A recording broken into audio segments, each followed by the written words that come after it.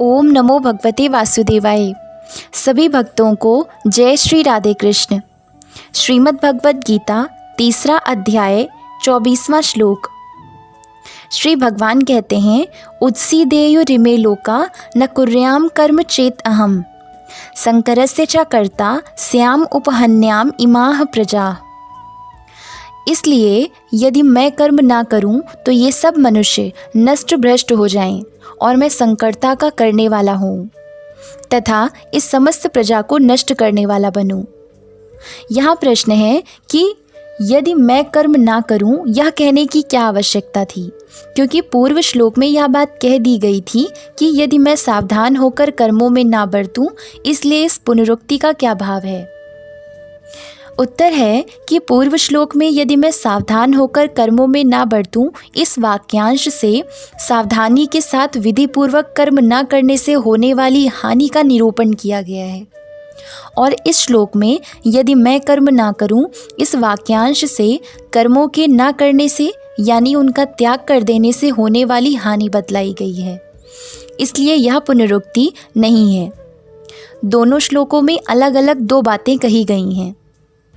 दूसरा प्रश्न है कि यदि मैं कर्म ना करूं तो ये सब मनुष्य नष्ट भ्रष्ट हो जाएं। इस वाक्य का क्या भाव है। इससे भगवान ने यह भाव दिखलाया है कि यदि मैं कर्तव्य कर्मों का त्याग कर दूं तो उन शास्त्र विहित कर्मों को व्यर्थ समझकर दूसरे लोग भी मेरी देखादाखी उनका परित्याग कर देंगे और राग द्वेष के वश होकर एवं प्रकृति के प्रवाह में पड़कर मनमाने नीच कर्म करने लगेंगे तथा एक दूसरे का अनुकरण करके सबके सब स्वार्थपरायण, भ्रष्टाचारी और उच्छृंखल हो जाएंगे। ऐसा होने से वे सांसारिक भोगों में आसक्त होकर अपने अपने स्वार्थ की सिद्धि के लिए एक दूसरे की हानि की परवाह न करके अन्यायपूर्वक शास्त्र विरुद्ध लोकनाशक पाप कर्म करने लगेंगे।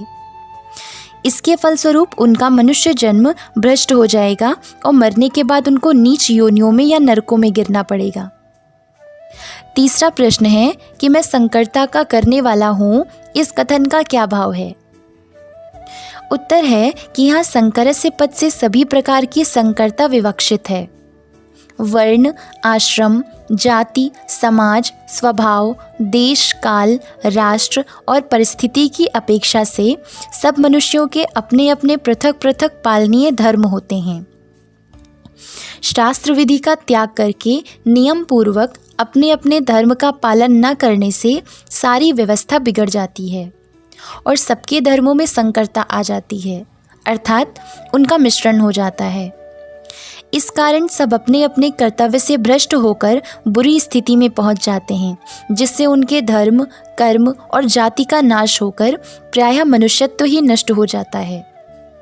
अतः यहाँ भगवान यह भाव दिखलाते हैं कि यदि मैं शास्त्र विहित कर्तव्य कर्मों का त्याग कर दूं तो फलतः अपने आदर्श के द्वारा इन लोगों से शास्त्रीय कर्मों का त्याग करवाकर इनमें धर्मनाशक संकरता उत्पन्न करने में मुझको कारण बनना पड़ेगा।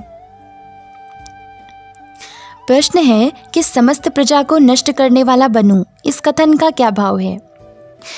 जिस समय कर्तव्य भ्रष्ट हो जाने से लोगों में सब प्रकार की संकरता फैल जाती है, उस समय मनुष्य भोगपरायण और स्वार्थ अंध होकर भिन्न भिन्न साधनों से एक दूसरे का नाश करने लग जाते हैं। अपने अत्यंत क्षुद्र और क्षणिक सुख भोग के लिए दूसरों का नाश कर डालने में जरा भी नहीं हिचकते। इस प्रकार अत्याचार बढ़ जाने पर उसी के साथ साथ नई नई दैवी विपत्तियां भी आने लगती हैं, जिनके कारण सभी प्राणियों के लिए आवश्यक खान पान और जीवन धारण की सुविधाएं प्रायः नष्ट हो जाती हैं। चारों ओर महामारी, अनावृष्टि, जल प्रलय, अकाल, अग्निकोप, भूकंप और उल्कापात आदि उत्पात होने लगते हैं। इससे समस्त प्रजा का विनाश हो जाता है। अतः भगवान ने मैं समस्त प्रजा को नष्ट करने वाला बनूं, इस वाक्य से यह भाव दिखलाया है कि यदि मैं शास्त्र विहित कर्तव्य कर्मों का त्याग कर दूं तो मुझे उपर्युक्त प्रकार से लोगों को उच्छृंखल बनाकर समस्त प्रजा का नाश करने में निमित्त बनना पड़े। ओम नमो भगवते वासुदेवाय। जय Shri Radhe Krishna. Like and subscribe the Kanha's Introvert Yogini and stay tuned for the next videos. Jai Shri Radhe Krishna.